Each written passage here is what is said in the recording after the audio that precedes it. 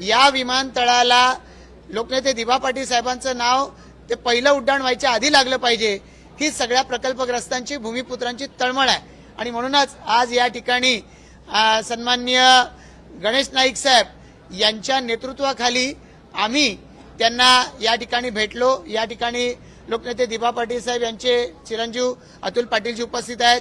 या ठिकाणी माजी खासदार संजीव नाईकजी उपस्थित आहेत।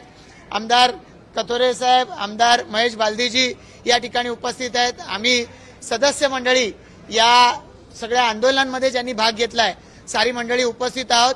या आंदोलनांमध्ये वेगवेगळ्या पद्धतीनं जी आधी आंदोलनं झाली त्याच्या वेगवेगळ्या केसेस आम्हा सर्वांवरती आहेत आणि त्यामुळे सगळ्यात जास्त याची तळमळ आणि अस्वस्थता ही आमच्यामध्ये आहे, तशीच ती प्रकल्पग्रस्त भूमिपुत्रांमध्ये आहे।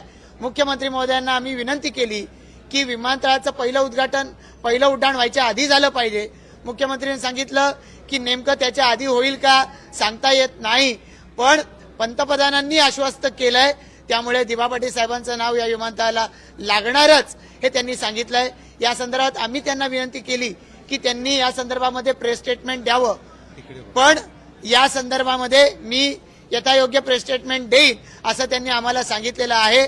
त्यामुळे लवकरच माननीय मुख्यमंत्री महोदय या संदर्भामधलं स्टेटमेंट देतील आणि या संदर्भामध्ये प्रकल्पग्रस्त भूमिपुत्र यांच्यामध्ये जी संदिग्धता आहे ही मिटेल अशी आम्हाला अपेक्षा आहे।